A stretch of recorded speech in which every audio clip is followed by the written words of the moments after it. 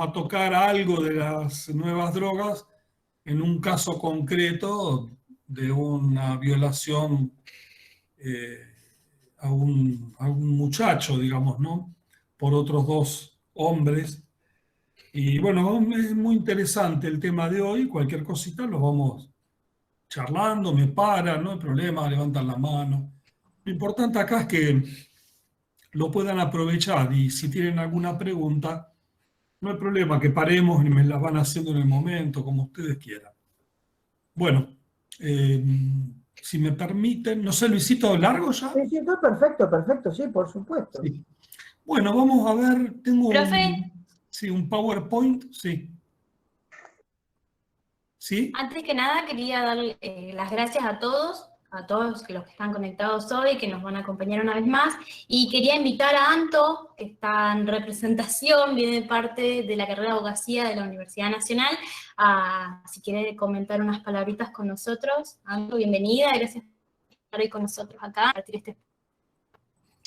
Gracias, Flor, gracias a todos y a todas. Lo mío era muy, muy breve. Gracias primero a Luis, al otro Luis, porque acá estábamos diciendo recién que se llaman todos igual.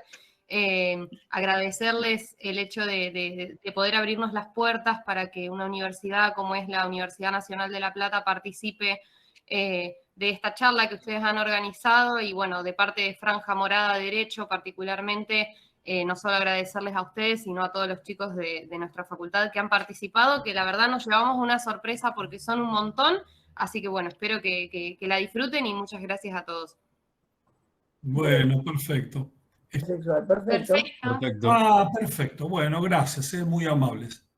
Esperen un segundito que entonces, bueno, vamos entonces a empezar con, primero vamos a empezar con las drogas y vamos a dejar el alcohol etílico en lo que tiene que ver con delitos contra la integridad sexual.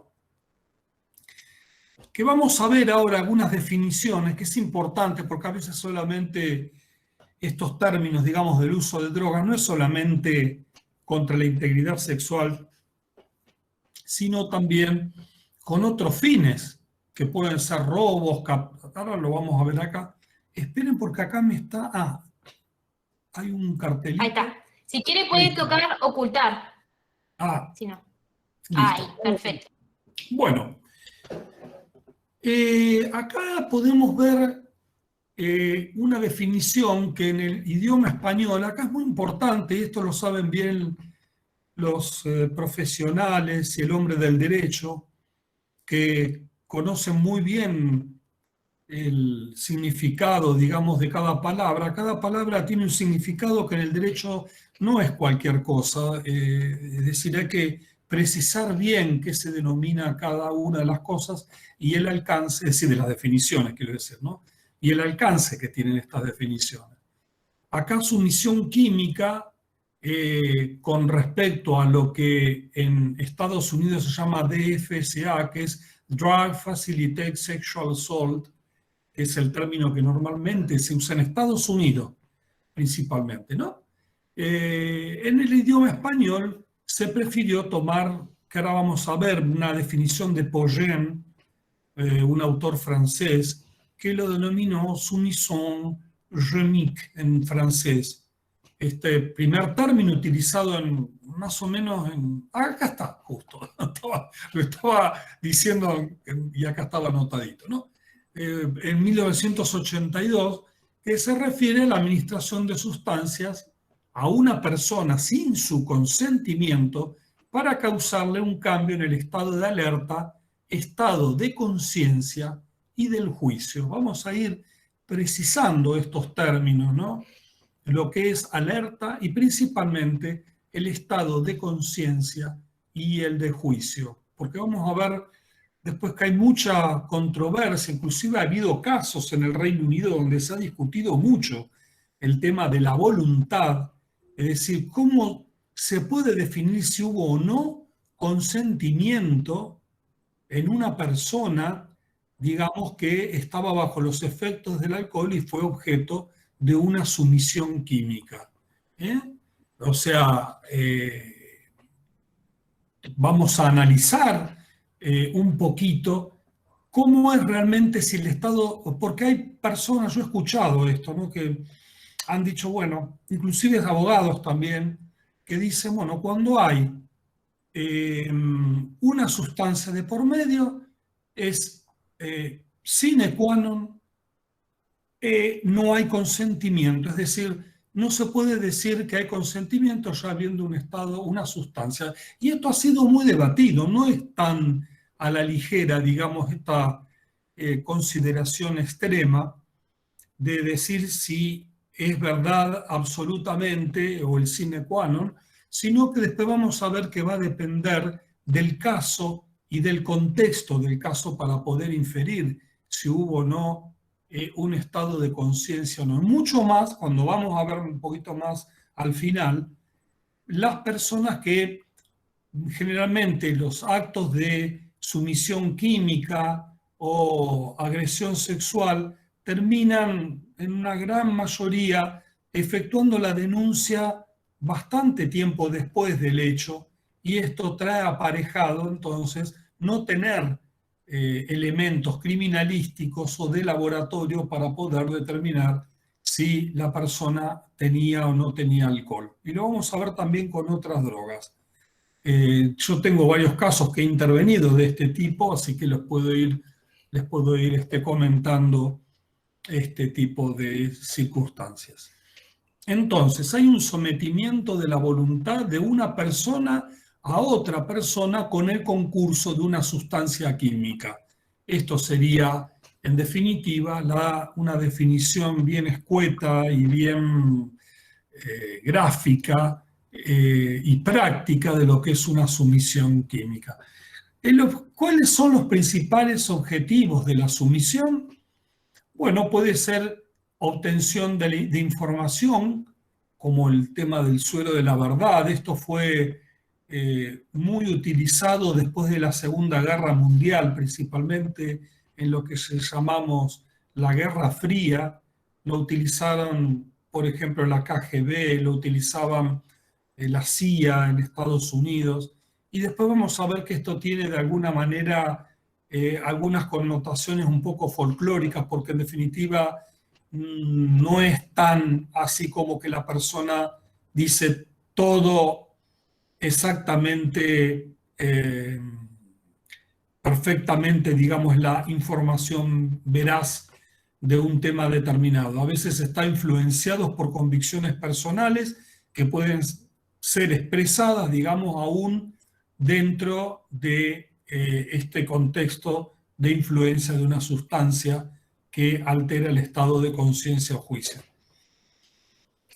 Otro es el robo o la estafa, esta sería otra alternativa, y obviamente el atentado sexual, que tiene que ver con los casos de pedofilia, de violaciones o de abusos sexuales. Y después tenemos otro acápite también, que es la captación de herencias, es decir, aquellas personas en las cuales utilizan esta modalidad de utilizar sustancias para uno decir, bueno, fírmeme acá, que me deja, con su testamento, me deja de puño y letra, ponga mi nombre, le dejo a Luis Alberto, le podemos decir a Messi, ¿no? Le dejo a Luis Alberto Ferrari toda mi fortuna.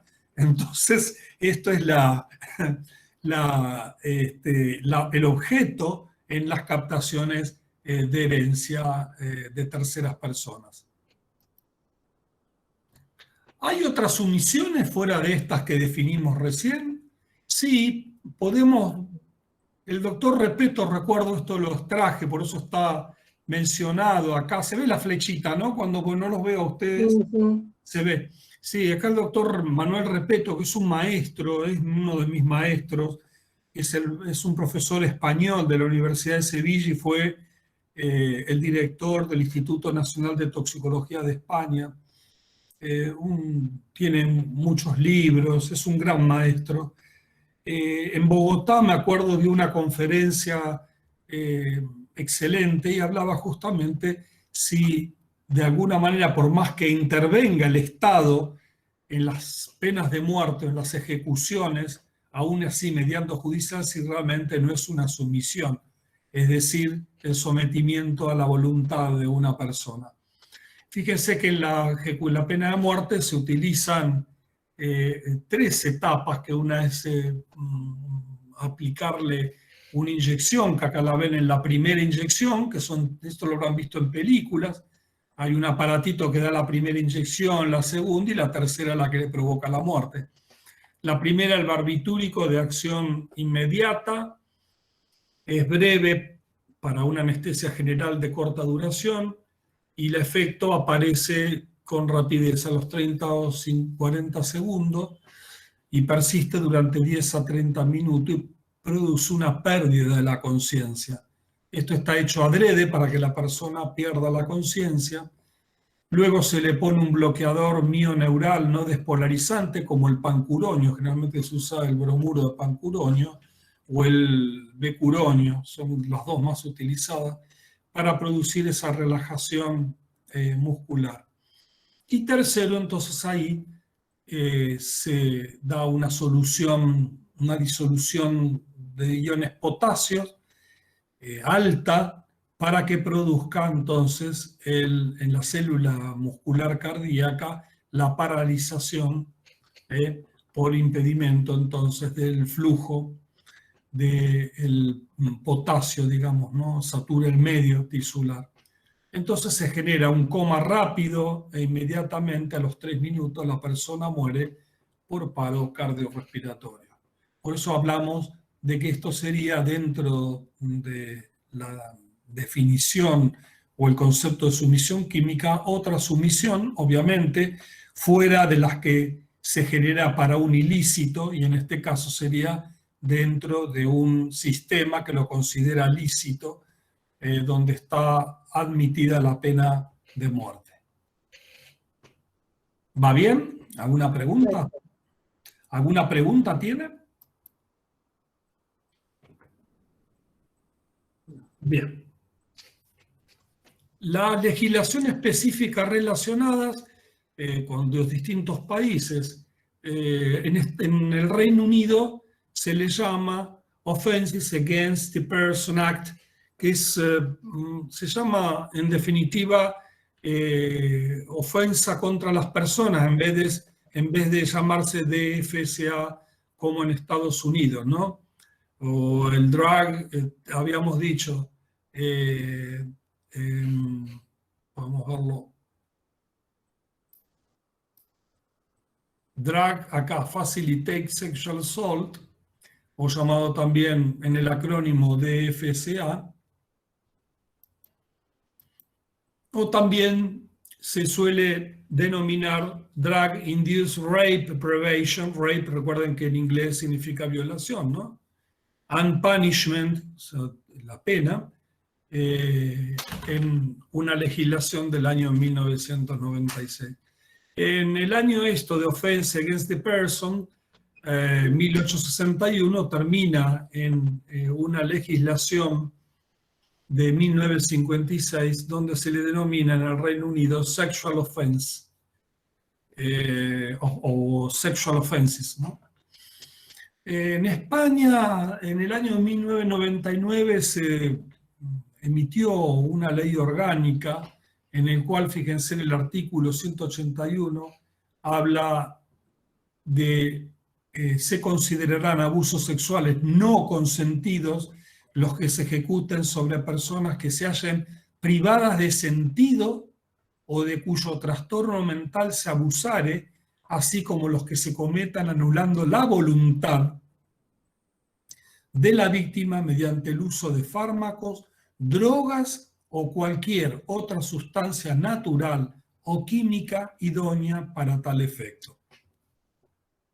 Esto lo extraje textualmente porque es bastante gráfico este artículo de la Ley Orgánica del año 99.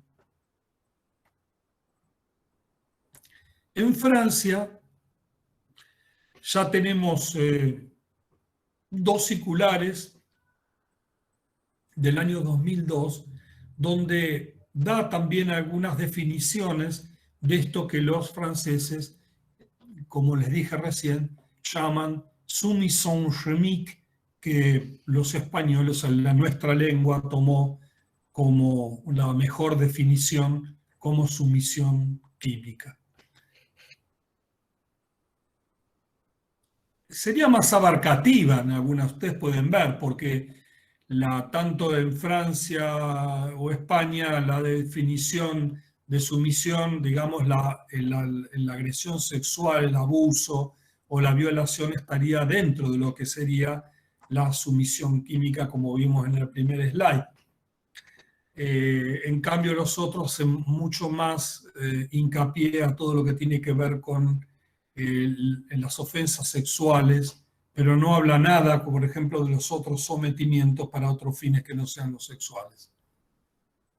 Esto es importante que lo vayan teniendo en cuenta.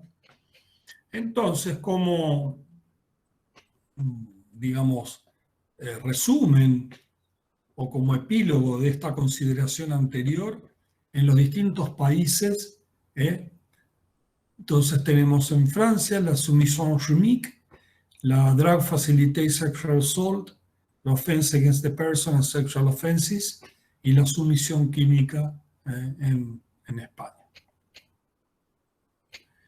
Bien, esto es interesante.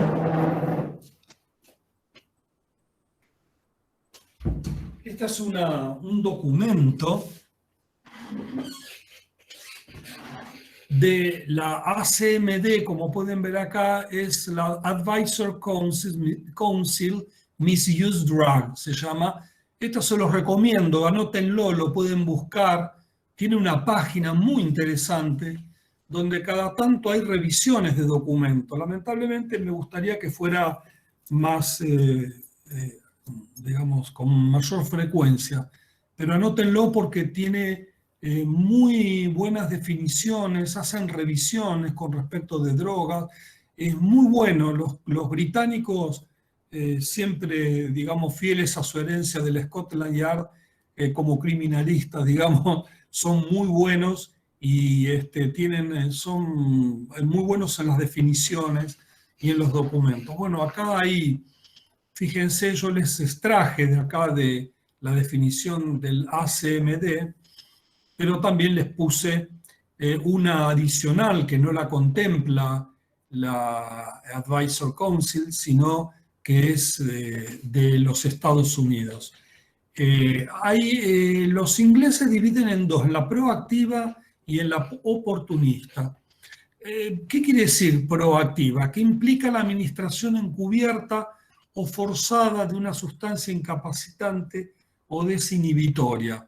Esa sería la proactiva, ¿no? Cuando se le da a una persona directamente, que esto, ahora vamos a ver varios casos que pasaron también en Europa, en Estados Unidos, donde la persona estaba tomando un trago, en el cual, fíjense, volvemos para atrás, miren esto, a ver, no sé si se ve acá que dice warning, GHB, o sea que es el gamma hidroxibutirato, después lo vamos a ver, esto estaba puesto en lo que llamamos nosotros nuestro argot boliche, ¿no? En un boliche de Bélgica, donde decía, don't leave your drink unattended, no deje su trago, su bebida desatendido y no acepte de nadie extraño, digamos, ¿no? Una invitación a una bebida. Fíjense qué interesante esto estaba, y hay unos dedos con un cristalito, en este caso de GHB, donde se ha puesto en la bebida. Esto es lo que les significaba recién este tema del agregado, digamos, ¿no?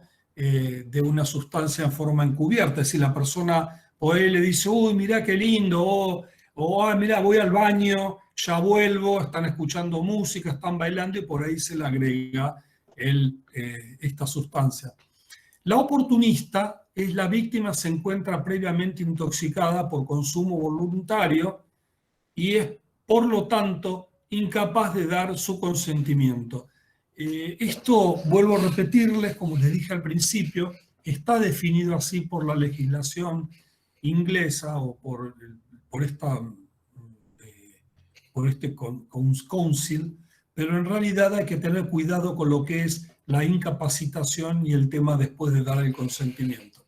Pero digamos que de alguna manera está alterado, sí, está alterado ese conocimiento, este consentimiento, por supuesto. Después hay que estudiar mucho más profundamente si pudiera haber existido o no ese consentimiento a pesar de haber estado la sustancia, y hay que ver también en qué estadio estuvo la sustancia.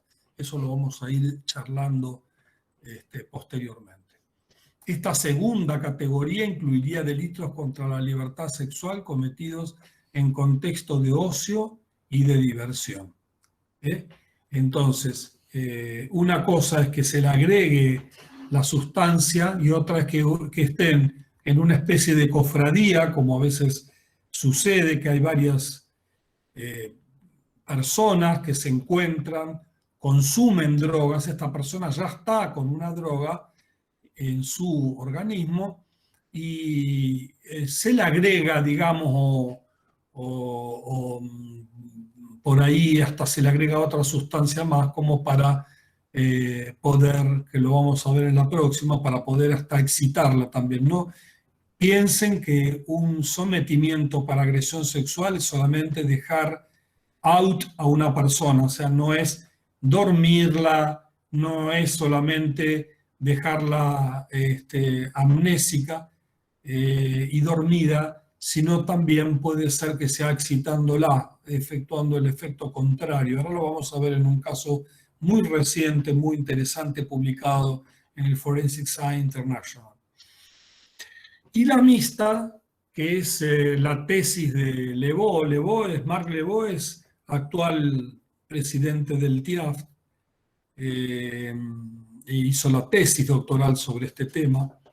Yo hace 30 años lo conozco, es el jefe del FBI, ahora del laboratorio químico del FBI. Yo tuve la suerte y la ocasión de estar en el año 2002 allá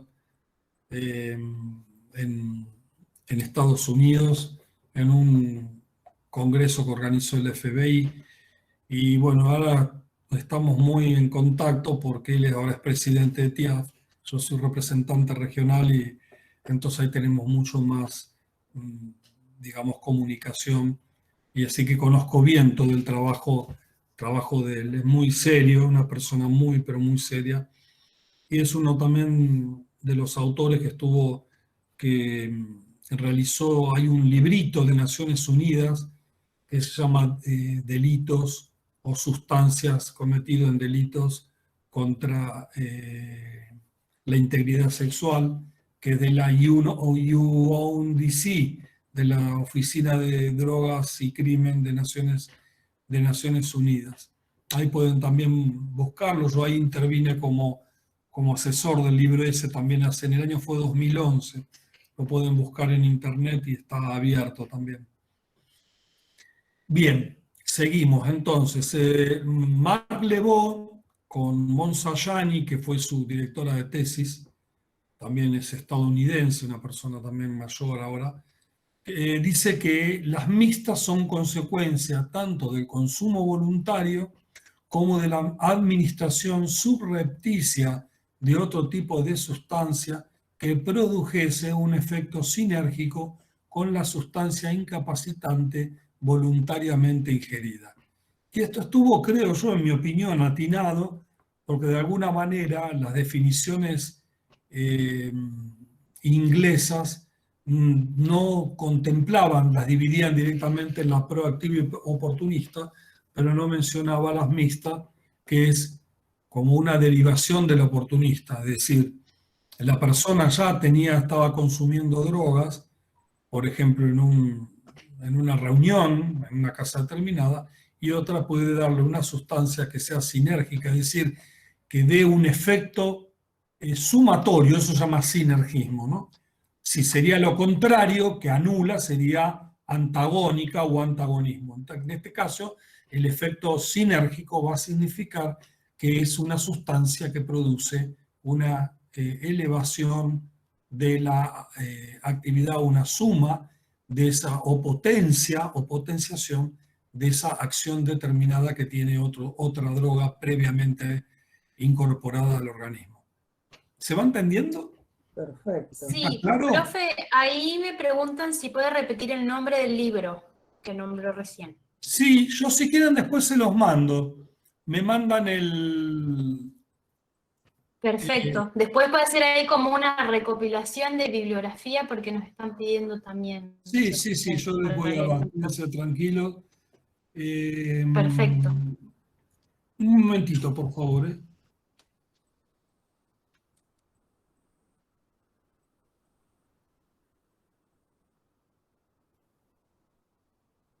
A ver si...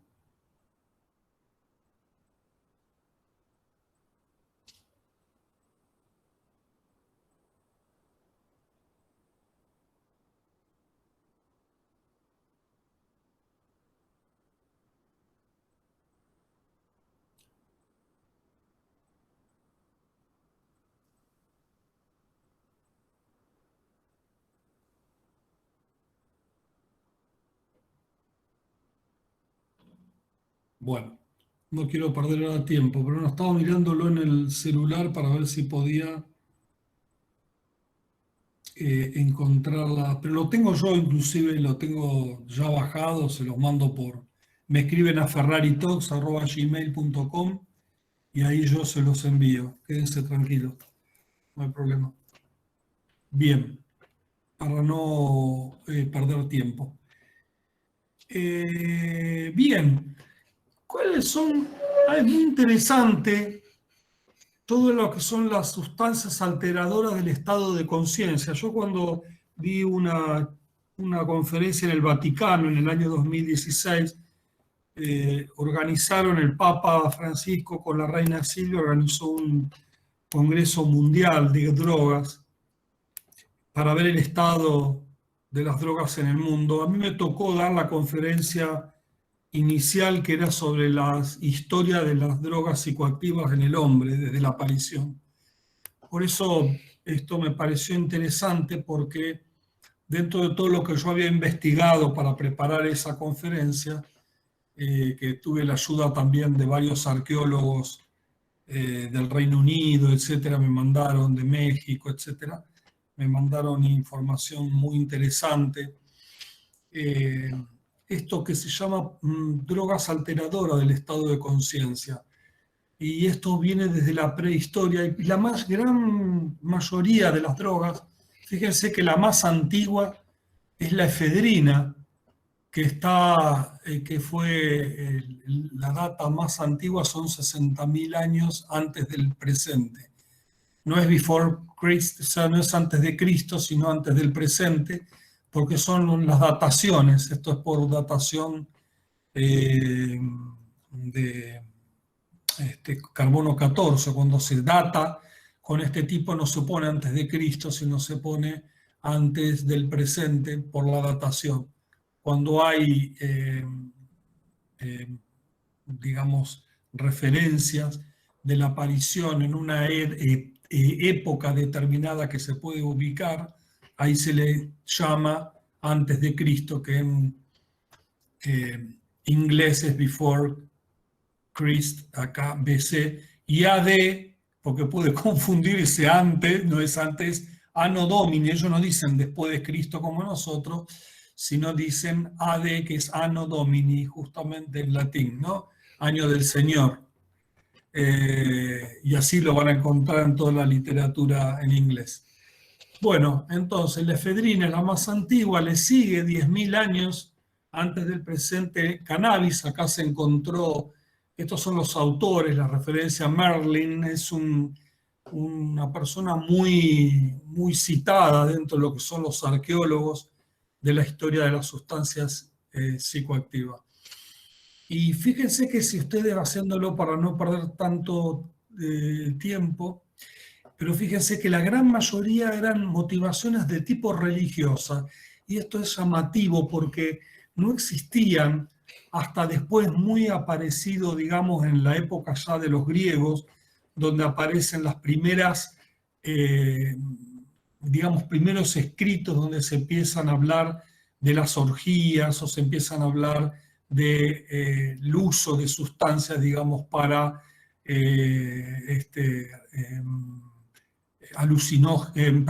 afrodisíacos, digamos, para, de alguna manera, es un sometimiento que tenía la persona. Recuerden los misterios seleucinos, que nadie sabía cuando entraban a la isla, donde aparentemente la persona entraba, digamos, durante un tiempo determinado, se le daban bebidas alcohólicas. Algunos dicen que tenían efedrina, que se le llamaba Mu Wan, era una bebida, digamos, muy, muy antigua a base de la efedra, juntamente mezclada con alcohol. Pero bueno, son detalles estos, pero sí que les quede como dato de color interesante que la gran mayoría de estas sustancias se utilizaban en rituales religiosos y para sanación espiritual, porque el concepto antiguo era que la persona enferma estaba enferma físicamente porque tenía una enfermedad espiritual. Entonces, este tipo, que lo hacían los chamanes generalmente, utilizaban este tipo de sustancias dentro del ritual para expulsar todo aquello, digamos, que era espiritualmente malo y que de alguna manera enfermaba a la persona. Así que, bueno, esos son, digamos, algunos de los detalles ritualísticos. O sea que, en otras palabras, no existía el concepto de la droga recreacional como la conocemos hoy, que obviamente apareció prácticamente hace unos 200 años y antes no se conocía esto, ¿no? Entonces, el objetivo del consumo de las sustancias en el periodo prehistórico era contacto con los espíritus, las almas de los antepasados, el contacto con los dioses y las diosas, ponderar temas filosóficos y religiosos de la tribu o de la sociedad, alcanzar poderes mágicos y sobrenaturales, tratamientos médicos, objetivos médicos, para alcanzar una forma de conciencia y de visión, llegar a una forma de iluminación, que es lo que se denomina el Nirvana Satori, y desempeñar algunos hechos desconocidos de la mente humana y subconsciente. Y acá, justamente en rojo, lo que decíamos es como afrodisíaco durante ciertos rituales u orgías que aparecen más bien tardío dentro de este periodo de la prehistoria. Disculpe, doctor, un ejemplo de las primeras drogas recreativas puede ser la salpa en Roma. ¿La qué? La salpa en Roma. Es un pez alucinógeno. No lo conocía ese detalle, sinceramente no. ¿De un pez? Sí, de un pez se extrae como la esencia y produce efectos alucinógenos que duran hasta días. Sí, puede ser la triptamina. Sí, pero no, te lo digo la triptamina por deducción, pero no porque haya leído justamente. Muy interesante, gracias por el aporte. No había leído el uso de estos peces, digamos. Pero seguramente si son peces por las cantidades de aminas tienen que ser dimetiltriptaminas o metiltriptaminas, o trimetil también triptaminas, que son muchas de las que tienen, por ejemplo, la ayahuasca o una planta llamada nadanantera peregrina o colubrina, acá que se conoce acá en nuestro país, que se llama sevil, la semilla, que fue utilizada por las poblaciones del noroeste argentino y de la Puna de Atacama, de Chile, que la utilizaban en los ritos chamánicos. Nosotros hicimos un estudio con mi finada esposa, donde analizamos pelos de momias datados en el 300 Anno Domini, o sea, después de Cristo. Tenían 1700 años las momias, y porque había una discusión entre los arqueólogos para ver si podía haber tráfico de droga entre si podían las comunidades del noroeste argentino traficar, digamos, semilla de sevil, porque no hay obviamente en la Puna, en Chile, de nadanantera, Y en la momia que nos mandaron de Chile encontramos dimetil 5-metoxidimetiltriptamina, ahí está, me acordé.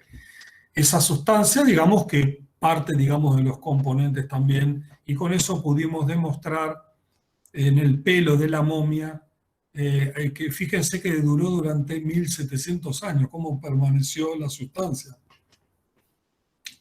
Durante tanto tiempo pudimos determinar entonces la existencia de este alucinógeno.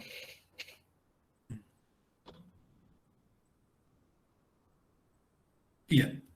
Bueno, acá hay una, esto los traje porque dentro de todo lo que había encontrado, lo más antiguo que encontré al menos, era una cultura que está por, esta cultura llamada Srednitz-Tog, era una comunidad que estaba arriba del Mar Negro, lo que hoy sería la parte de Bielorrusia, creo que es, ¿no? Sí, de la parte de, o de Ucrania.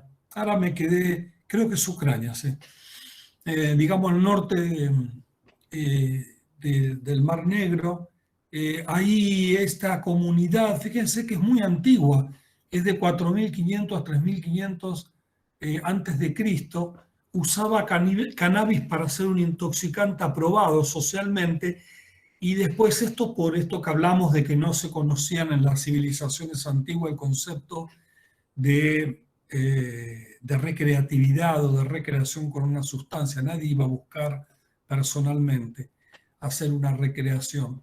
Y cuando yo empecé a investigar un poquito esto del aprobado socialmente, después terminó siendo que los chamanes, los viejos chamanes, preparaban a jóvenes, adolescentes, en los rituales que tenían que ver justamente de sanación o curación, y se cree que estas ceremonias que hacían era lo que se denominaría aprobado socialmente, ¿se entiende, no? Porque si no quedaría la idea de que el cannabis ya era utilizado por una sociedad donde todo el mundo, como hoy en día, van por la calle y fuman un porro o consumen hashish o aceite de cannabis. ¿Se entiende? Bueno. Bueno, el alcohol también, el sometimiento, las sumisiones sexuales ya se pueden ver, por ejemplo, en el libro del Génesis, ¿no? Cuando después de la destrucción de Sodoma y Gomorra, Lot, que escapa con las hijas en un lugar determinado, las hijas dicen ahí en el Génesis que dice, vamos a quedar sin herencia de nuestros padres, emborrachémoslo para tener relaciones, digamos, sexuales y pueda dejarnos descendencia. Entonces, ahí tienen un caso donde hubo una sumisión por alcohol bastante antigua, ¿no? Y acá están estos de los misterios eleusinos, que eran los de iniciación anual al culto de la diosa Demeter y Perséfone, que se celebraban en Eleusis, en la isla de Eleusis, ¿no? Ahí vienen los misterios eleusinos. Ahí se creen que, bueno, practicaban orgías bajo la influencia de este tipo de sustancias. Vamos bien de tiempo, ¿no? ¿O estoy medio... No, bien. Estoy medio Perfecto. atrasado? Bien. Mecanismos, vamos a ver ahora un poquito, ya vimos la parte histórica, las definiciones, espero que les haya quedado claro. Vamos a ver un poquito ahora los mecanismos de sumisión. Generalmente hay tres que se pueden dividir, ¿no? Que es a través de la alteración del sueño, de la memoria o de la voluntad. En el tema del sueño quiere decir facilitar a una persona una sustancia determinada. Estos son los ciclos, ¿recuerdan? Del sueño. Este es el sueño no REM y este es el REM, que es el más superficial, que se llama REM, viene de Rapid Eye Movement, movimiento rápido de los ojos, y acá donde se produce la síntesis de proteínas, se produce el movimiento ocular de los ojos, donde uno está soñando. En realidad soñamos en esta etapa y por eso a veces cuando tenemos pesadillas nos despertamos. porque estamos cerca de la vigilia. Acá ya estaríamos, fíjense, en la etapa 1 en la vigilia. Entonces, fíjense que son tramos cada vez, a medida que va pasando la noche, son tramos cada vez más largos de duración los REM. Entonces, a veces, por ejemplo, puede ser sustancias que se toman, por ejemplo, facilitadoras del sueño, como las benzodiazepinas. Ahora vamos a ver que son muy utilizadas también en todo lo que es la parte de sumisión química, que incluye el ataque sexual o el delito contra la integridad sexual. Y después tenemos, bueno, otras sustancias también como los barbitúricos, que esos son hipnóticos, no hipnóforos, porque producen directamente el sueño. Uno facilita, como las benzodiazepinas, por eso se llama hipnóforo, y los otros son como los barbitúricos, que producen el sueño. En la memoria, esto es importante, que es la memoria, lo que se llama, hay dos tipos de amnesia que puede producir en la memoria la sustancia, que es la retrógrada y la anterógrada. La amnesia retrógrada es cuando la persona no recuerda qué sucedió hacia atrás del hecho. Si ustedes toman un hecho delictivo determinado e incluyó la sustancia, no recuerda hacia atrás qué es lo que sucedió. Y es anterógrada cuando la persona no recuerda después del hecho, vamos a suponer que hubiera habido una violación, cuál fue el entorno, digamos, posterior a la violación. Entonces, ¿por qué digo que esto es importante? Porque a veces me tocó una vez un juicio oral donde había que determinar una mujer que había, digamos, funcionaria, que había venido con otros compañeros, uno era también profesional de la salud, con otros agentes, y parece ser que esta mujer argumenta que le dieron, se reunieron, eran como 2 mujeres y 3 varones, una cosa por el estilo, y le dieron como mate, empezaron a tomar mate, y ella dice que a partir de ahí la violaron, dio toda una serie de episodios, inclusive con adminículos, con cosas, digamos, accesorias, y después de la violación. ¿Y por qué digo estos detalles? ¿Por qué les menciono estos detalles? Porque en el momento del debate recuerdo que se le preguntó a ella en el testimonio que dio, si ella recordaba. Y dice, sí, yo recuerdo que después que pasó esto, estaba sentado el profesional de la salud con los otros, entonces empezaron a reír, me dijeron, es decir, recordaba mucho, y ella argumentaba que le habían puesto la burundanga, que es escopolamina, hablándolo en términos científicos. Burundanga se le llama más en Colombia, en los países por ahí más centroamericanos o Colombia, ese término de burundanga. Es la escopolamina que, si es verdad, produce de alguna manera cierto tipo de amnesia, pero no es, ahora lo vamos a charlar, no es tan así como se dice, que me soplaron, esto folclórico, no me soplaron, o iba en el colectivo y alguien me sopló una sustancia, o agarré el teléfono y me empecé a sentir mal, me descompuse.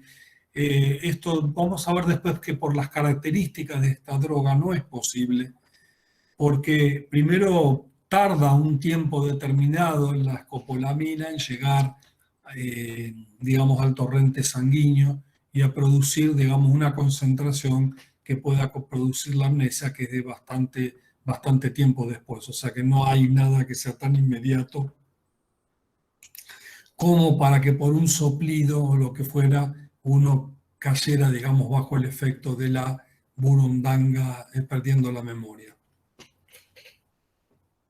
En este debate, entonces, bueno, a mí me preguntaron, hubo otros peritos, también psiquiatras,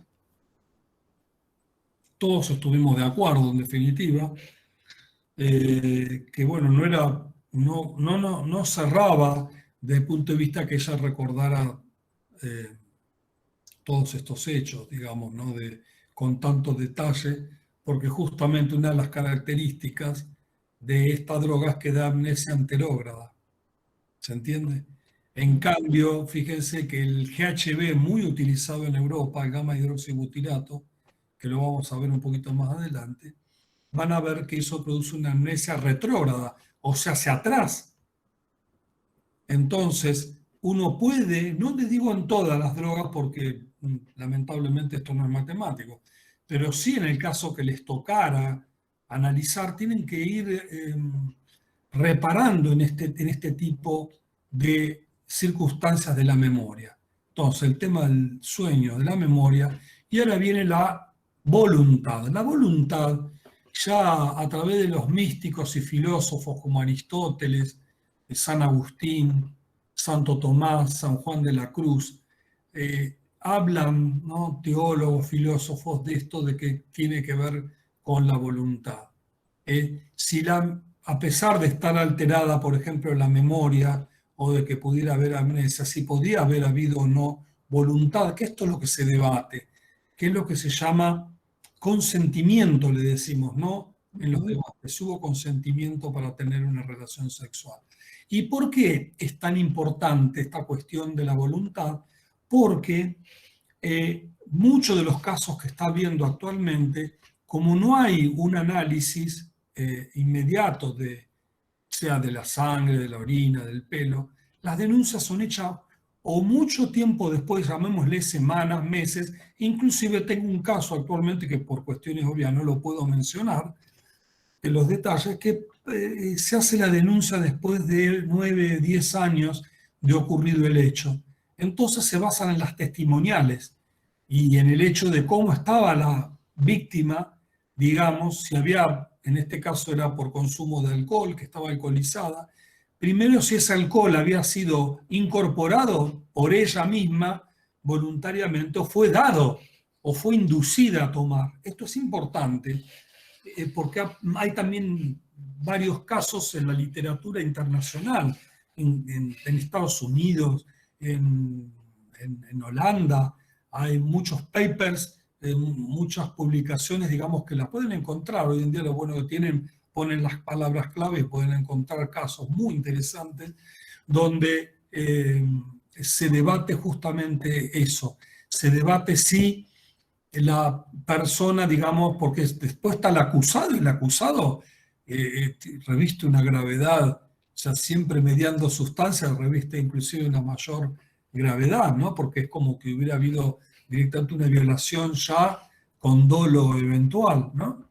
Con una exprofeso, digamos, para efectuar la voluntad. Esto, los debates resulta importante, si había una cuestión previa y si la persona realmente podía decir su sí o podía decir su no, como dicen los juristas del Reino Unido, ¿no?, británicos. Ellos dicen, el tema es si atendiendo a la circunstancia puntual de un caso determinado, si en ese momento la persona estaba en condiciones de decir su sí o su no. O sea, lo que tenía que ver con el consentimiento. Yo estuve buscando algunos filósofos también, inclusive británicos, que hablaban por un caso que hubo también en el Reino Unido, donde se argumentaba este tema de si la persona podía dar, a pesar de estar bajo la influencia del alcohol, eso lo vamos a ver también en un ratito, podía estar, digamos, anulado su capacidad de decir ese sí o su no. O inclusive cuando uno dice el no, si realmente el no era un sí. Es decir, si la persona tenía de alguna manera una voluntad, digamos, de tener la relación sexual, aún estando bajo el efecto, digamos, del alcohol, en este caso.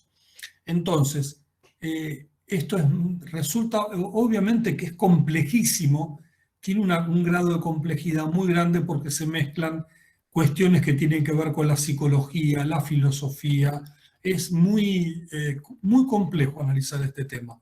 Pero bueno, hay que enfrentarlo de alguna manera en las posibilidades y después analizarlo en el contexto del caso que nos toca. Entonces, en concreto, el mecanismo de sumisión es múltiple, de acuerdo a lo que vimos recién. Puede ser a través de la alteración del sueño, debilitamiento de la voluntad, la relajación muscular y la amnesia, que puede ser, decíamos, anterógrada o retrógrada.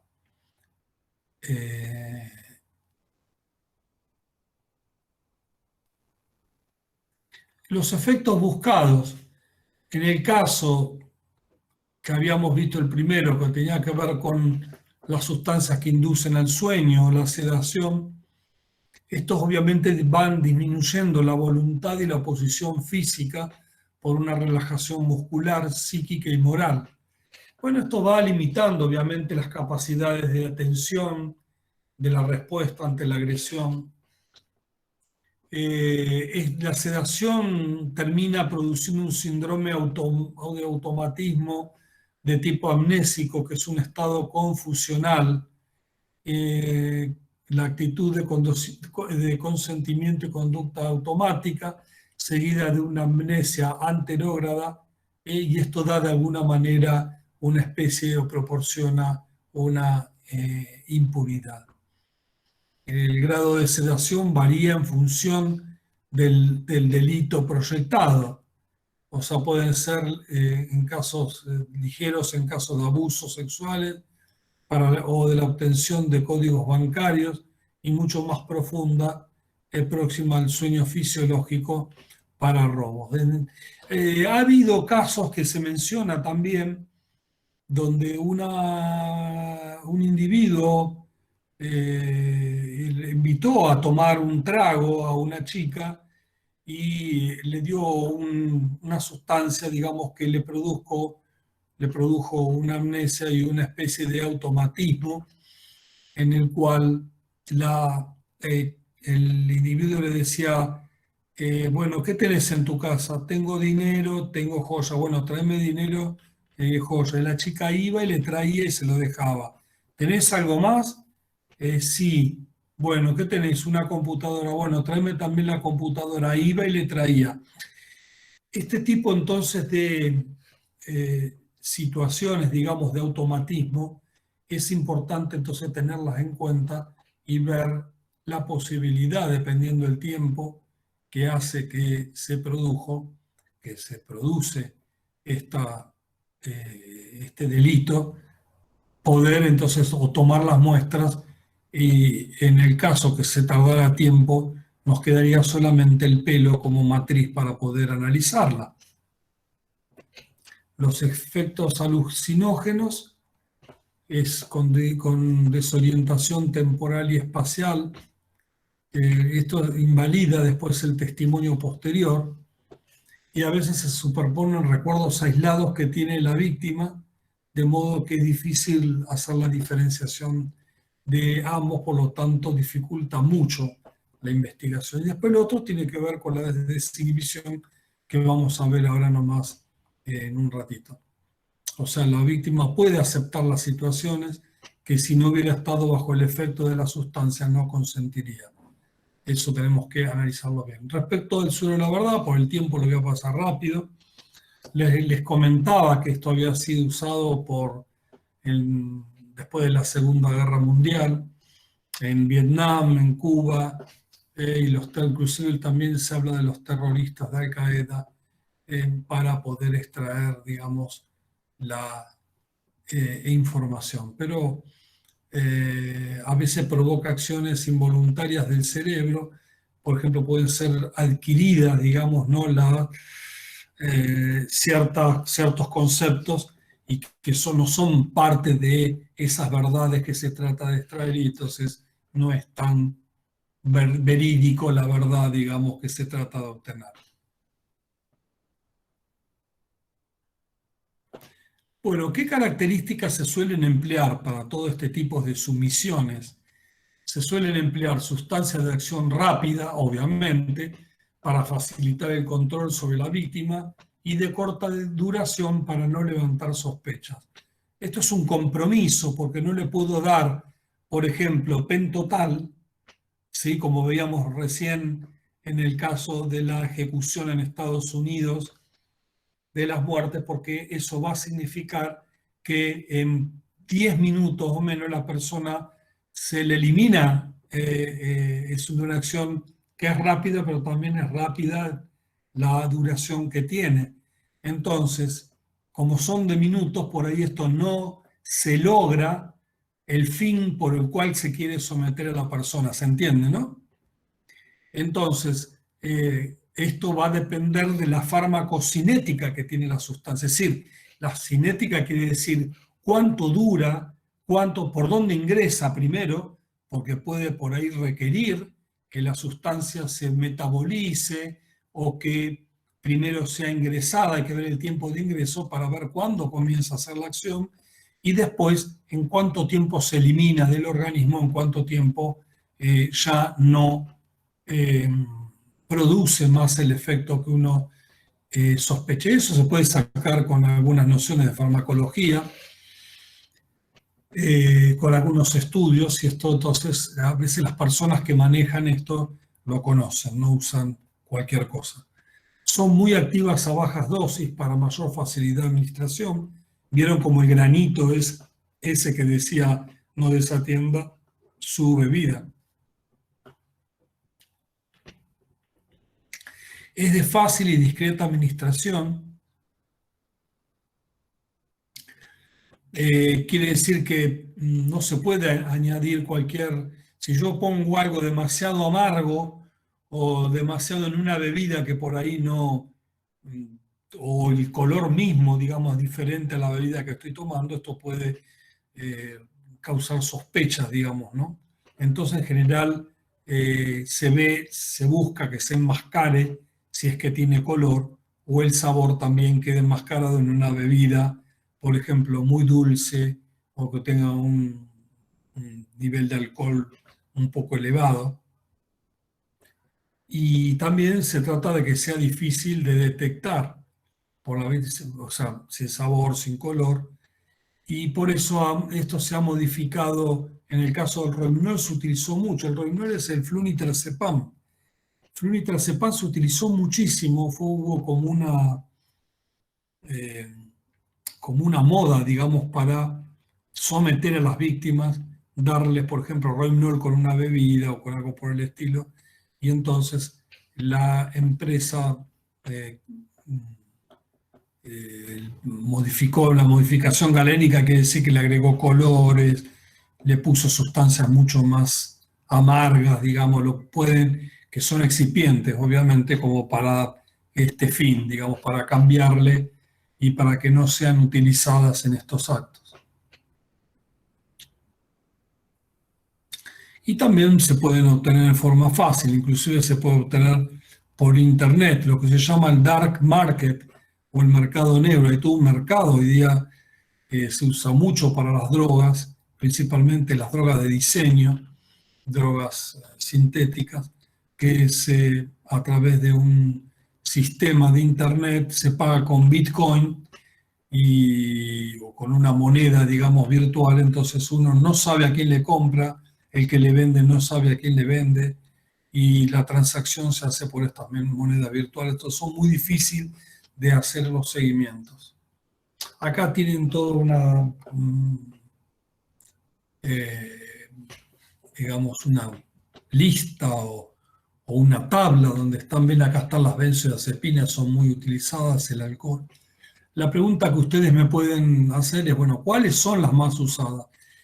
En una publicación reciente del año 2000, ahí tengo dos, 2013 y 2017, en Europa, por lo menos en Italia, más del 67%, en el Reino Unido más del 70%, todos andan más o menos en el 70% se usa alcohol o está involucrado el alcohol en los delitos contra la integridad sexual. Le siguen las benzodiazepinas, el alprazolam, el clordiazepóxido, el flunitrazepam,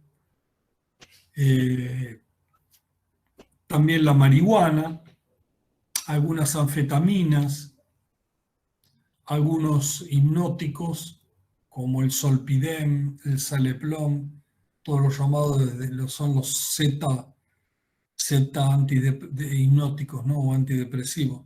Barbitúricos para el sueño. El GHB es muy utilizado y los precursores, que es el GBL, que es la gamma-butirolactona y el butanediol, que se transforman en el organismo en GHB. Esto también se están utilizando actualmente.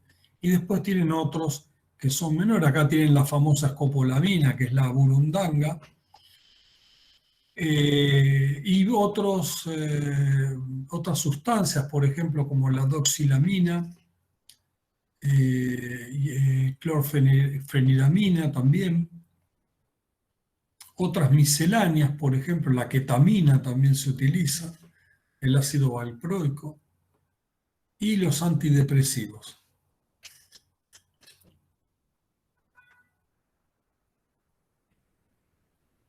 ¿Cuáles son las nuevas benzodiazepinas o las NPS nuevitas, digamos, que se están utilizando? Bueno, fíjense, yo les extraje un caso bastante reciente, fíjense que es 2018. Es un caso donde era un muchacho que estaba en un boliche, digamos, ¿no? Y se le acercaron dos muchachos, estaba solo, él tomando, se le acercan dos muchachos, empiezan a charlar, qué sé yo, y él comenta que tuvo una excitación sexual grande, ¿no? Una excitación muy, pero muy grande, muy excitado, y entonces ellos le dicen, vamos a tener relaciones sexuales, y él va, es decir, acepta. Ahí está, vamos a usar la palabra, no decimos consciente, sino decimos, no hace consentimiento, sino que acepta. Pero porque decía que tenía una gran excitación y deseos de tener esa relación sexual. Cuando termina esto, y se le va obviamente el efecto, en este caso fue una catinona, que es la 4-metiletcatinona, con la pirovalerona, metilendioxipirovalerona, y la doxilamina. Y el muchacho, bueno, no sabía que le había pasado, pero los denuncia que lo habían violado. Entonces, lo que se hace, se estudia en pelo. Es muy interesante porque había tardado un poco acá está la descripción del caso. Esto después, si quieren, se los puedo dejar en esta exposición para que la tengan si quieren. Después la pueden repasar. Y dice que, bueno, varias horas más tarde se despertó desnudo en su cama, tuvo recuerdo de relaciones sexuales, días más tarde efectúa denuncia policial e inicia tratamiento preventivo contra el HIV. Pasaron varios días y debido a la denuncia tardía, bueno, no se pudieron efectuar ni en sangre ni en droga. 15 días más tarde esperaron que emergiera del pelo, se espera 3 semanas, 2 mechones, y fíjense qué interesante, dio. Acá tienen 0 a 1 centímetro, 1 a 3 centímetros y 3 a 5 centímetros. Acá pueden ver cómo el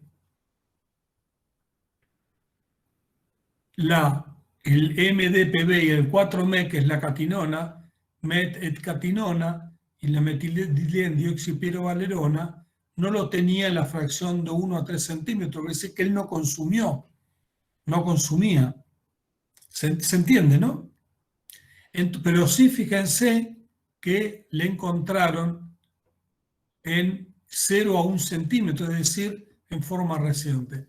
Por lo tanto, en este caso, que es un método aplicado con el cromatógrafo líquido de espectrometría de tándem masa-masa, se pudo determinar, obviamente, muy bajito, está en el orden del picogramo, que es la billonésima del gramo por miligramo, o sea, en una concentración muy baja, pero se pudo detectar entonces estos dos catinona que le habían dado para la excitación, para que tuviera la excitación sexual.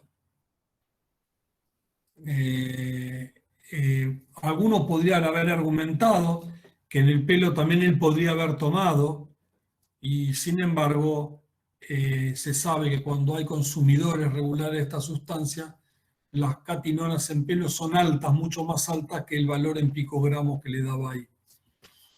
Entonces las concentraciones fueron muy bajas, de 3 y 5 picogramos por miligramos, de la doxilamina 9 picogramos, y corresponde a una sola exposición, generalmente cuando son valores tan extremadamente bajos. Este es un fuerte estimulante y son entantógenos. Entantógeno quiere decir que provocan esa sensación de empatía, digamos, de estar con otra persona. Eso pasó también en el Time Warp, cuando los chicos consumieron que murieron.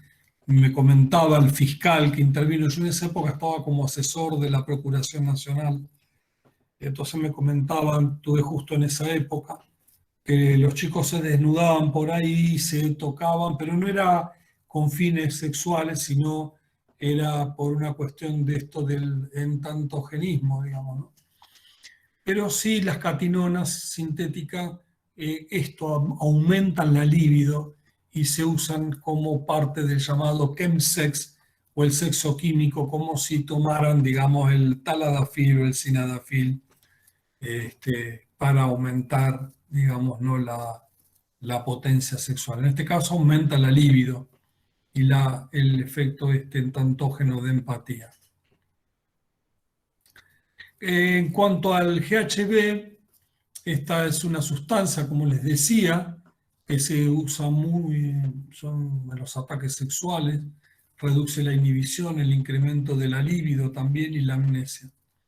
Acá tienen un caso, el caso fue así, esto es un análisis en pelo que se hizo.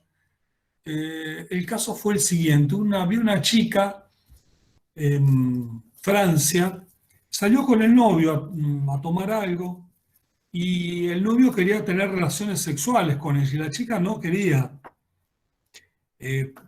por convicciones o por cuestiones por ahí religiosas o por cuestiones de convencimiento personal, no quería tener. Si bien estaba de novio, no quería tener relaciones con él. Entonces este muchacho, cuando la chica va al baño, digamos, le dice, bueno, voy al baño y vuelvo, este muchacho le agregó una sustancia, digamos, cuando la chica llega, toma la bebida y dice que pierde durante 4 a 5 horas toda noción de lo que sucedió. Y a partir de ahí tuvo como una amnesia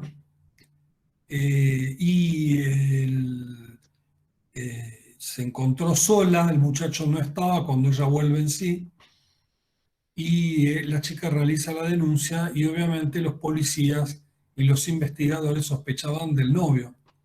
O le preguntaron, bueno, ¿qué había así? No, fui a tomar con mi novio y después no recuerdo más nada, qué sé yo. Aparecí violada, dice, ¿no? Y bueno, los abogados le propusieron esperar unos 15 días aproximadamente, le extrajeron de la parte cercana al cuero cabelludo y lo cortaron con un micrótomo porque vieron que el pelo crece 1 centímetro por mes. Entonces se lo fueron cortando de a 0,1 milímetros, 0,2 milímetros aproximadamente en un micrótomo, ¿no? Que es para poder cortar algo tan chiquito. Y fíjense qué interesante, dio la chica, el límite es 0,5 nanogramos por miligramo de pelo. Fíjense que la chica daba en las fracciones 0,3, 0,6, 0,9, acá hasta el 1 centímetro. En la primera fracción le dio más alta, quiere decir que si 1 centímetro significaba 1 mes de consumo, 0,1 va a significar ¿cuánto? ¿Se entiende, no? Va a significar 4 o 5 días, digamos, desde el momento del hecho. Porque acá, ¿qué pasa? El pelo no les va a dar, digamos, exactamente cuándo fue el día y la hora que la violaron, pero sí les puede dar un acercamiento a la fecha donde sucedió, y mucho más si la persona no consumía o no tiene la misma sustancia en otros segmentos, digamos, del pelo. Bien. Vamos, esto lo dejamos porque es... Y vamos a hablar, por último, para ya estamos en hora, alcohol etílico y delitos contra la integridad sexual, casos en los que se conocen dosajes y casos en los que se infiere por testimonio. Acá tenemos que tener cuidado. ¿Por qué? Porque ya ha habido muchos casos en los cuales se argumenta después de un tiempo determinado que la persona que hace la denuncia dice que fue violada, fue víctima de una agresión sexual, y obviamente si uno pasa un tiempo muy largo, no va a poder determinar, digamos, en el caso de los dosajes, ¿no? Dependiendo cuándo se hace. Fíjense los tiempos de detección, estas son las ventanas. En sangre el etanol dura entre 4 y 7 horas, dependiendo, obviamente, recuerdan, dependiendo el máximo, cuándo se logra, digamos, el máximo, y también cuánto toma la persona, porque cuanto más toma, más va a ser el tiempo, siempre no más de 8 a 10 horas, que sería el máximo. Hay un promedio, generalmente el promedio de toma sin llegar a la borrachera está en una eliminación entre 4 a 7 horas. Tenemos un marcador que es el éter etílico de ácidos grasos llamado FAE, que dura 24 horas, y el etilglucurónido dura un poco más, 14 horas. Esto es muy interesante porque esto,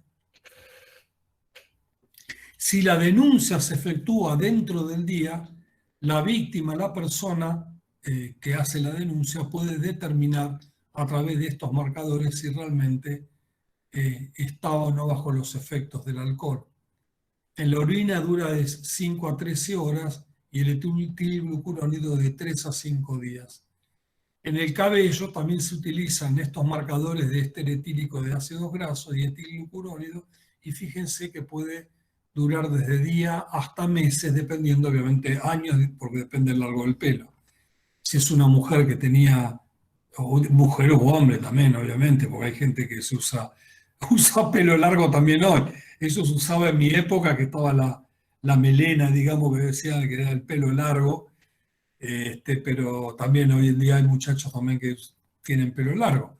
Bueno, pero vamos a suponer que fuera la víctima una mujer, entonces si tiene el pelo largo, si tiene más de 12 centímetros, obviamente la detección va a poder hacerla dentro del año, ¿se entiende, no? En este caso, cuando yo vimos el caso de esta denuncia que le habían dado a Burundanga, el pelo, lo primero que pregunté es cuánto tiempo había pasado de la denuncia. Me dijeron que 2 años, y esta mujer tenía el pelo obviamente menos que ese tiempo. Bueno, ya no era posible tampoco hacerlo. Entonces de ahí nos vamos, como decíamos, a casos a que se infiere por testimonio. Y ahí tienen que leer muy bien las testimoniales con respecto al alcohol. ¿Por qué? Porque hay que ver en los testimonios, dicen, no, ¿y a qué hora? Le preguntan, ¿a qué hora fue a tal fiesta? No, vine yo cuando llegué más o menos a medianoche y al rato apareció la persona. Ya pueden ir fijando horarios. ¿Y cómo la viste? Como, no, bien, tranquila. Y después pasaron como 2 horas y la vi que estaba como tambaleando, que estaba tomando mucho. Todo esto es importante para ver, justamente inferir los tiempos, porque después, para poder determinar el hecho, como pasó con un caso donde esta persona argumentaba que estaba bajo el efecto del alcohol y no podía dar el consentimiento, a eso de las 4 horas, aproximadamente 3 o 4 horas, la habían violado varios de los asistentes a la fiesta.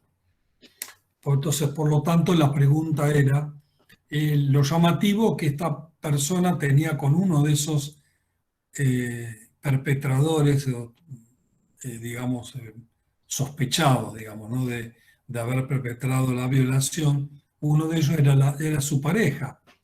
Entonces ahí más complicado todavía.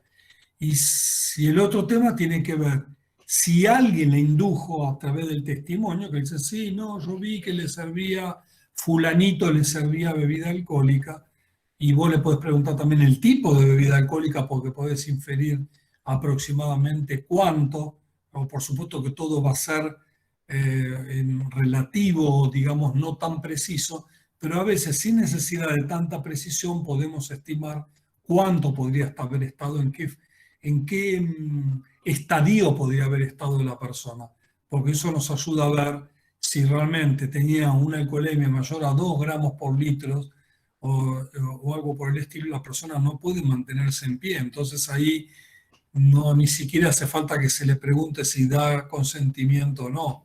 Se entiende, ¿no? Ese es un poco el tema.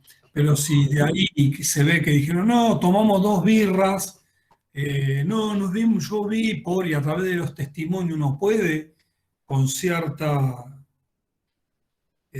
verosimilitud decir de que la persona no tomó tanto, poder estimar inclusive cuánto eliminó, porque vieron que está dentro de la curva de Widmer, se calcula que el coeficiente de eliminación o de etilo-oxidación es de 0,5 gramos por litro.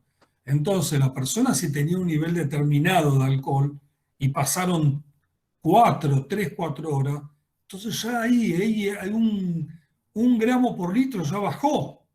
Entonces, todo esto en estos estudios, digamos, o estas investigaciones del alcohol cuando interviene en delitos contra la integridad sexual, tenemos que conocer todos los detalles para ver en qué estado se encontraba la persona.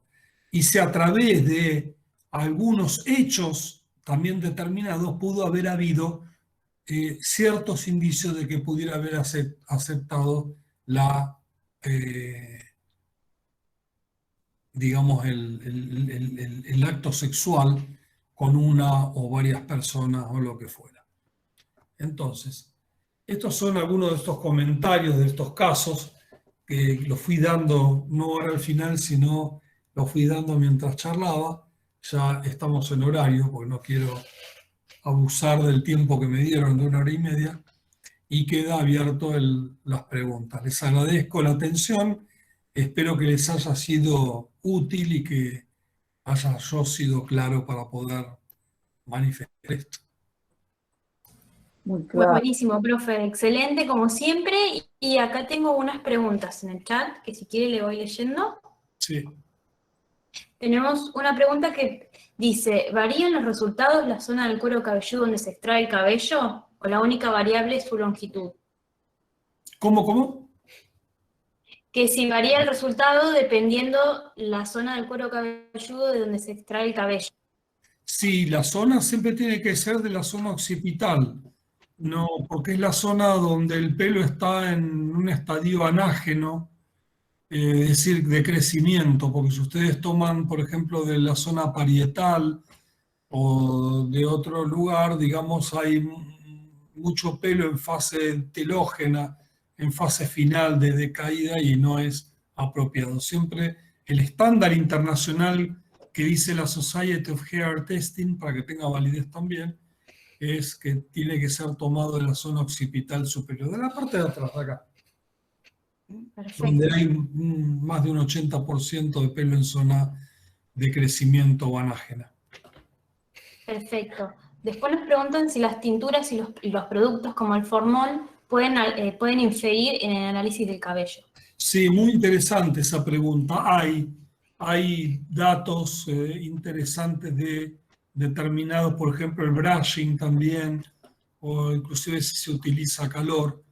Eso se estudió, lo estudiaron mucho los europeos.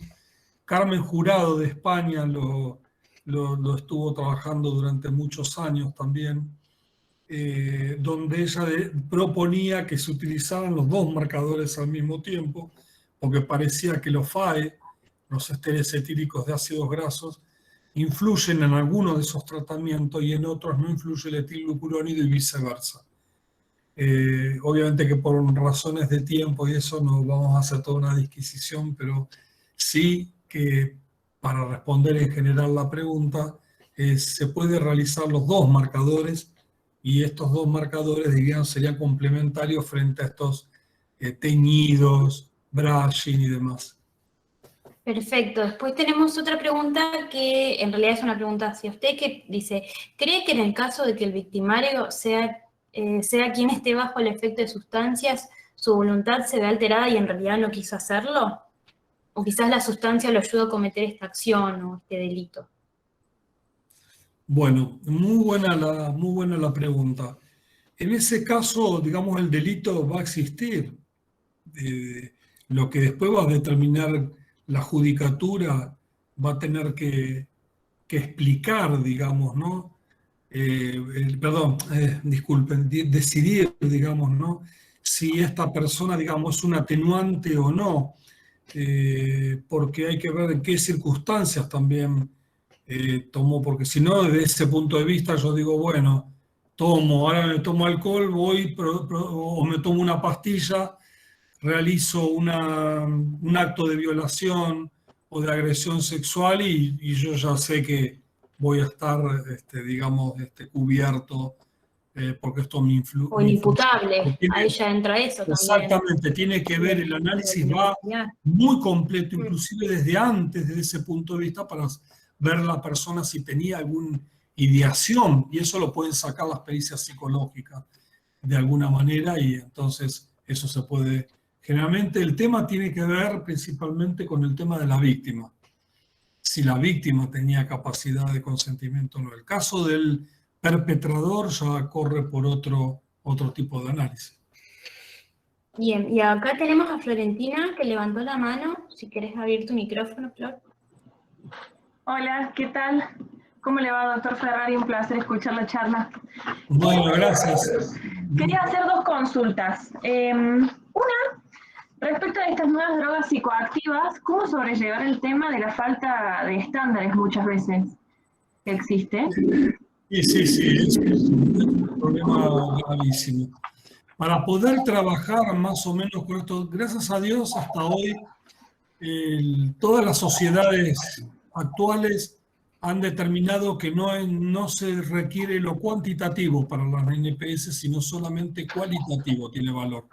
No cuantitativo porque hay mucho bias, hay mucho el coeficiente de variación. Si vos ves, hay dos trabajos que estuve comparando, que es uno, el de Kronstrand de Suecia, y otro trabajo donde, por ejemplo, la misma droga la analizaban, la misma NPS en la sangre también, sobre una cantidad de 2.000, 3.000 muestras, o sea, con un alto N, y sin embargo el coeficiente de variación era altísimo, inclusive el intervalo era muy... Entonces, al haber tanto bias es para los que por ahí yo hablo medio en turco, dirían, porque por ahí no son de la rama o son del derecho, es la variación que tiene un intervalo, es decir, yo puedo tomar que algo va de 1 a 10, eso es muy variable. Si yo digo que va de 1 a 2, está más acotado, eso significa que tenga mucha variación. Y por ahí, entonces teniendo tanta variación, no puedo determinar si estaba bajo la influencia o no bajo la influencia. Entonces lo que se hace hoy por hoy es acude a un espectrómetro de masa con un sistema llamado TOF, que es Time of Flight, se llama, que es tiempo de vuelo, que permite, digamos, romper la estructura química y poder determinar entonces con un grado, digamos, de alta sensibilidad, muy baja concentración, poder determinar si existe o no esa sustancia, lo máximo que se puede hacer. Después la parte cuantitativa, no. De hecho, fíjate, del novio que no quería tener relaciones, el GHB se encontró por arriba del cutoff. Pero sí que fue lo que pudo, de alguna manera, también aseverar de que eso había sido agregado en una cantidad relativamente importante. Solo para algunas sustancias, para muy pocas, que puede ser GHB, que tiene un cutoff de 5 nanogramos por miligramo, para la gran mayoría no. Ni siquiera se conoce tampoco el cutoff. Hasta hoy. Siempre tenemos que hablar hasta hoy, porque después con los años seguramente se va a ir revisando, se va a ir avanzando. Hasta hoy por hoy, eso es lo que hay desde el TIAFT, desde lo que hay de las reuniones de los grandes referentes mundiales en este tema. Bien. Y la otra pregunta es, en muchos informes técnicos, en los expedientes, simplemente se informa la presencia o ausencia de determinada sustancia, y no especifican mucho en esto de la relación de dosis-respuesta, ¿no? Simplemente dicen está por encima del cutoff o no, simplemente no está por encima. Entonces, en cuanto a la interpretación de eso, porque muchas veces dicen, bueno, sí, tenía benzodiazepinas, estaba bajo el efecto de esta droga. Pero, digamos, respecto, si podía hacer algún análisis respecto a la conclusión que se hace. Sí, muy buena, Florentina, tu pregunta. Muy interesante la pregunta.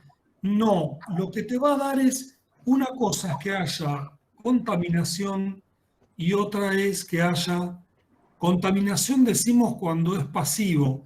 Vamos a suponer que una persona está fumando un cigarrillo de marihuana y otro está charlando o está cerca o estás en un boliche, qué sé yo, y está alguien fumando marihuana y tú vas a tener marihuana, inclusive porque estás sistémicamente entrando. Eso se estudió muchísimo. En el caso del pelo, por ejemplo, se estudió mucho y por eso existen los valores de cutoff. De ahí para abajo quiere decir que es una contaminación. Ahora bien, en el caso que estuviera por arriba, hubo un consumo activo, no pasivo. Ahora la pregunta es, ¿estaba afectado? Eso va por otro carril. ¿Por qué? Porque vos tenés que hacer, hay muy pocos estudios en los cuales podés determinar si la persona estaba o no afectada, porque depende de muchos factores. Depende de factores de idiosincrasia, depende si la persona ya era consumidora habitual.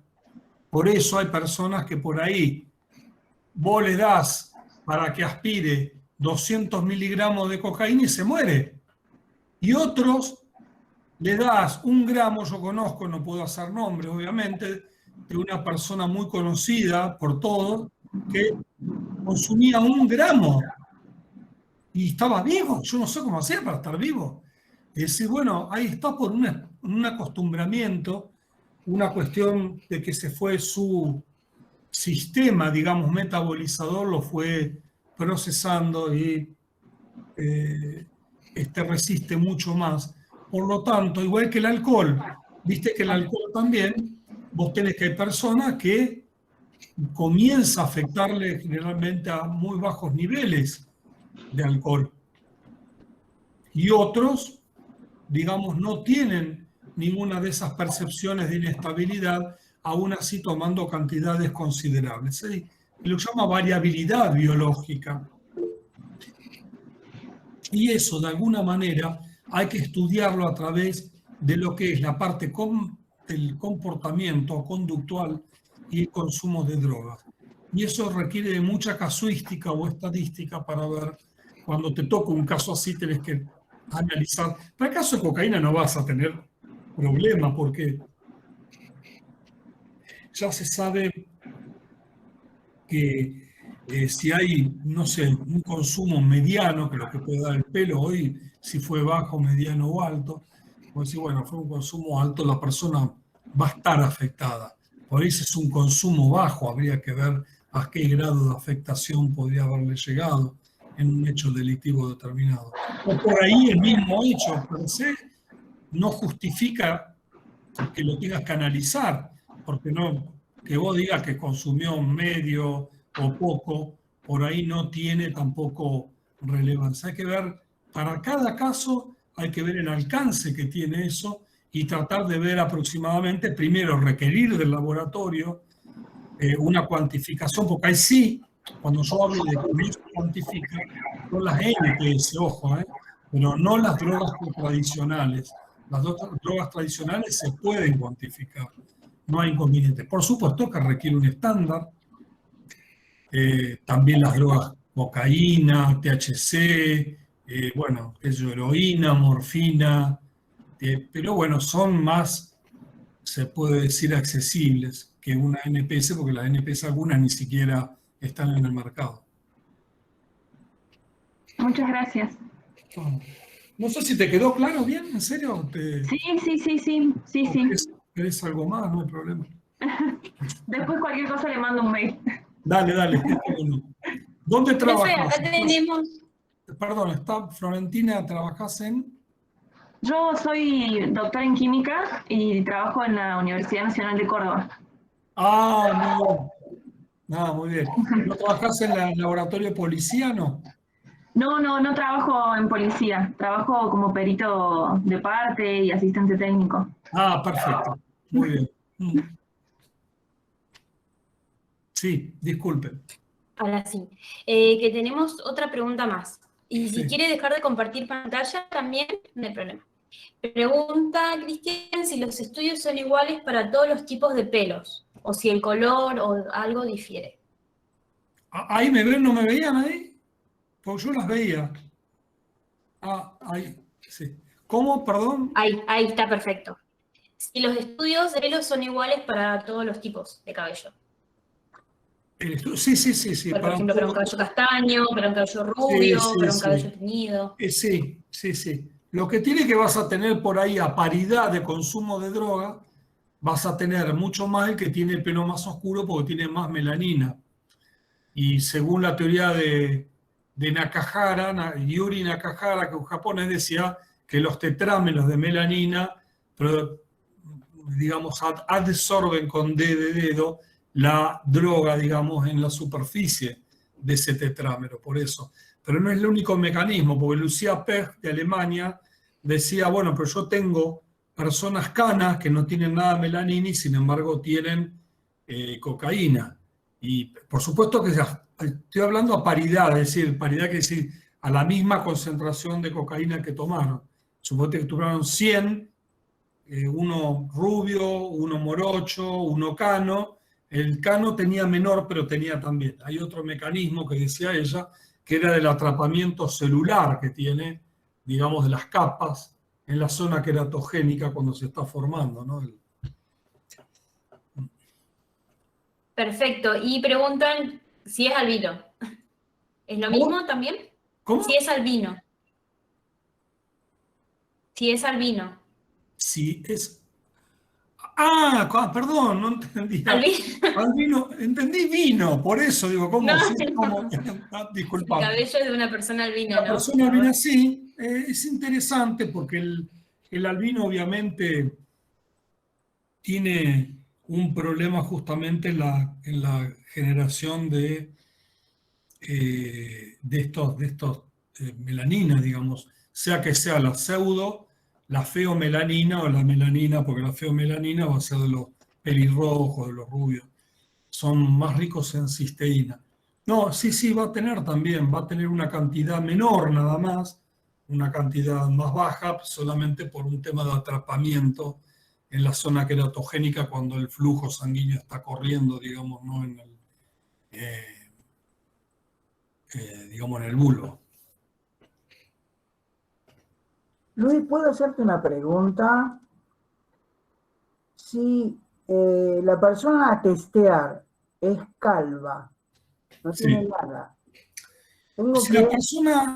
Si la persona no tiene nada, nos ha pasado a nosotros en el laboratorio cuando hacíamos los estudios de pelo hace muchos años, que por ahí venían calvos, entonces les traíamos del vello pubiano, también del vello del pecho, estudiamos también de las axilas, se puede hacer inclusive de la barba, que se dejó de usar. En una época había varios papers, varios investigadores, colegas de Europa que lo hacían en barba, después se dejó de usar, pero sí, nosotros hacíamos, y se sigue haciendo en Europa también, el vello pubiano y el vello axilar. El único tema es que no vas a poder hacer cronología, porque el único que tiene una cronología bien reproducible es la del pelo pericraneal. Es decir, crece aproximadamente, yo digo 1 centímetro es el promedio, pero hay variabilidad, 0,8, 1,1, 1,2, pero digamos un promedio de 1, que es lo que toma la Society of Hair Testing. Dice, bueno, se toma 1 directamente, porque no hay consenso así internacional en esto. Ay, me fui. ¿Cuál era la pregunta? No, la respondiste, porque ahora... Sí, sí. Ah, la del vello. En cambio, el vello pubiano no. El vello pubiano es ensortijado, el ratio de crecimiento no se puede determinar, pero sí, por ejemplo, puede determinar si la persona es consumidora o no. Porque puede argumentar, no, yo no consumo, nunca consumí drogas, y ahí en el vello pubiano, sí. Claro, pero podríamos estar también, ahora no es calvo, sino está rapado. Tendríamos que esperar. Sí, Está rapado. exactamente. Nada más que cuando esperas a ser rapado, no te va a dar el consumo de menos de un mes. Te va a dar más o menos unas Claro. 3 semanas, porque lo que largue de ahí, lo otro no lo tenés. Te va a dar lo que consumió hace 2 o 3 semanas, nada más. Claro. Perfecto. Perfecto. Buenísimo. Genial, Bueno, por ahora no tenemos otra pregunta. como siempre, aprendiendo. Don Luis, aprendiendo. Bueno, espero que les haya servido. Yo después esto te lo voy a dejar para que se Bueno. comuniquen con Joana, ¿no? Perfecto. Florencia. Florencia, ay Dios, perdón, yo te rebautizo. No, por cada rato. favor. Se la mandan a Florencia y yo se lo voy a mandar. Florencia, te lo mando por mail. Perfecto. Vos me mandaste, ¿no? El link. Sí, sí, Entonces sí. te lo mando ahí directamente y vos arreglás con Luisito, Sí. y se lo mandan a las personas que se los pidan si quieren.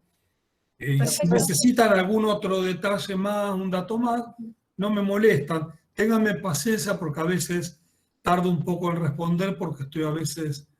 Bueno, gracias Lara, ahí me están poniendo un placer escucharlo. Bueno, les agradezco todo el afecto y bueno, espero eso, que les haya valido el tiempo, el sacrificio. Bueno, nada. Una maravilla, una maravilla. Un Bueno, aplauso bueno, grande. gracias, realmente. muy amable. Gracias. Gracias. Muchas Gracias, gracias. Luis. Muchas gracias. Gracias. Adiós. Bueno, gracias a todos por Que estar. sigan muy bien. Y nos Adiós. estamos viendo y escriban y vamos a seguir interactuando. Y capaz que tenemos otra, si Luis quiere, algún otro tema que le guste. ¿Cómo no? A Te su pidieron, disposición. pidieron, A su leí disposición. alguno. Dice, otra genialidad. Bueno, le digo, Bueno, será cuestión de, con el tiempo lo vamos a ir De hacer viendo. una segunda parte. Esto es gigante, es complejo, hay niveles, porque es así esto. ¿sí? bueno, muchas gracias. Bueno, Así gracias. que tremendamente agradecido, Luis. Bueno, adiós. Que Seguimos sigan. en contacto. Gracias.